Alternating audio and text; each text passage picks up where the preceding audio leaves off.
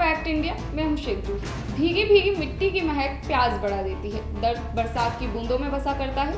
मशहूर शायर महबूब अली का ये शेर आज राजस्थान के माहौल पर एकदम फिट बैठता है। जब मौसम ने एक बार फिर करवट ली, अपना रंग दिखाया और बारिश की बूंदों ने एक बार फिर ठंड का एहसास करवाया। लेकिन अगर सियासी माहौल की बात करें तो सियासी माहौल इस सर्दी में भी एक बार फिर गर्म हो गया है। एक बार फिर किसी के सीने में छुपा दर्द जुबान पर आ गया और जब वह दर्द सामने आया तो उसने राजस्थान की सियासत में एक बार फिर भूचाल ला दी।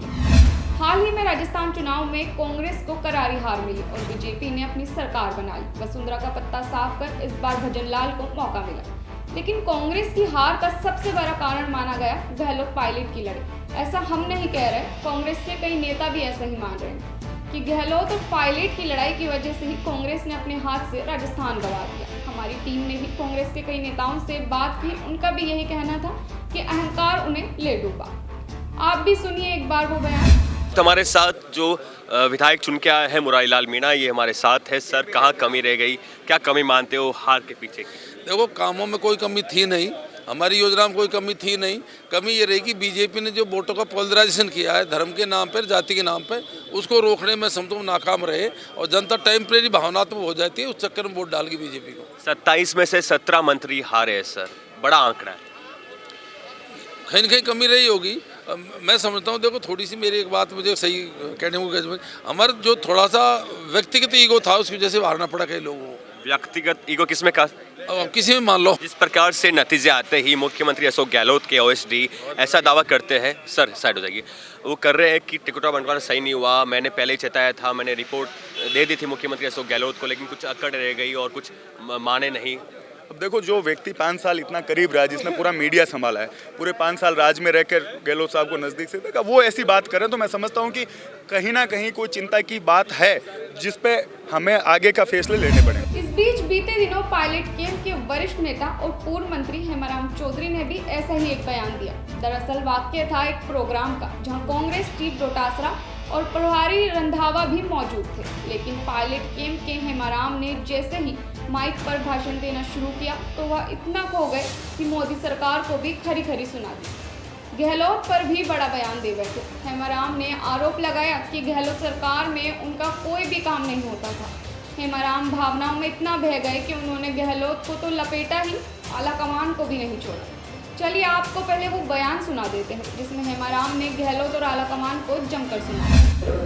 तो पद की जिम्मेदारी निभाना बहुत कठिन है, मैं जानता हूँ। निभाने में कितनी कठिनाई जाती है आपको पता है। ये डोटासरा बैठे, मैंने विधानसभा से इस्तीफा दिया, पद कोई खोना चाहता है लेकिन जिम्मेदारी नहीं निभा पाता। मैं और किसी की गलती नहीं करता, मेरे खुद की गलती, मतलब मेरे लिए कमी थी जिसकी वजह से निभा नहीं पा रहा था। ऐसा मैंने सोचा, तब जाके ये डोटासरा देने में मुझे कहा बहुत आपने कुछ करने से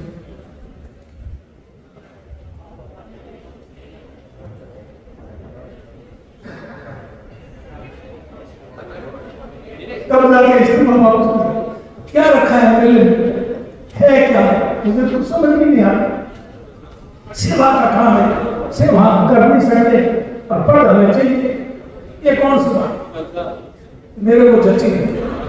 इसलिए मैंने अपने पद ठीक है, पार्टी के लिए जैसा होगा हम करें। तो मेरे कहने वाले थोड़ी आप त्याग के लिए भावना रखो, त्याग कोई चीज ही नहीं है। अरे राम मंदिर की बात करते हैं, राम को क्यों यहाँ का नाम क्या था? राजा दशरथ की बेटी तो थी, उनको आप भगवान मानते हैं, आदर्श मानते हैं, और भी अलग अलग धर्मों के लोग उनको अपने जो आदर्श मानते हैं, तो क्यों मानते हैं? भगवान मानने को मानते हैं, हर तरह से सबके क्यों उनमें त्याग की भावना, राम में त्याग की भावना थी नहीं। 14 वर्ष का वनवास दे दिया, वो चुपचाप चले गए और अयोध्या की सारी जनता चाहती थी कि राम जाए अयोध्या।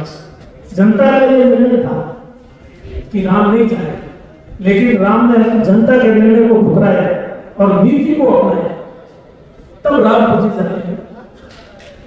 पद मर रहे ले लो भाई पद मिले, मैं तो कट गया इस पर। इसलिए आप लोग सोच समझ करके ठीक ढंग से फैसला करना।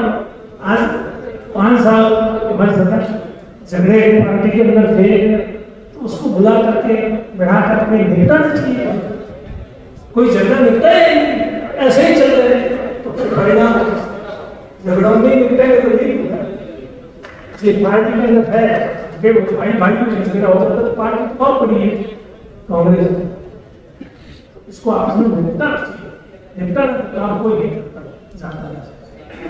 इसलिए बिजली की समस्या भी बहुत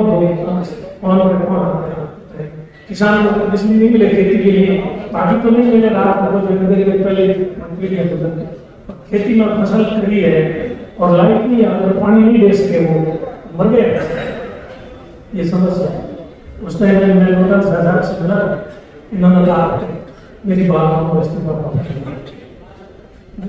GSS स्वीकार नहीं कर रहा है बिजली के, मैं क्या करूं? तब इन्होंने मेरे सामने फोन किया और 3 GSS एक साथ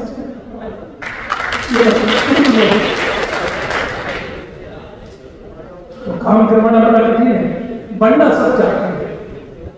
अरे बनने में क्या है, काम करो, आप नाम अपना हो जाए, नहीं काम करते नहीं हो और बनना ये बनना मैं तो सुनिए आपने हेमाराम की मन की बात, जो हेमाराम 5 साल से अपने भीतर छुपाए बैठे थे। अब आप खुद ही सोचिए कि आखिर वो दर्द कितना बड़ा रहा होगा जो हेमाराम ने साथ बैठे रंधावा और डोटासरा को भी नज़रअंदाज कर दिया। अब देखना ये होता है कि विपक्ष इस बयान पर क्या प्रतिक्रिया देते हैं और खुद कांग्रेस आलाकमान राजस्थान में कांग्रेस के भविष्य के लिए कोई बड़ा फैसला लेते हैं या गहलोत और पायलट का पेच फंसा ही रहने देते हैं।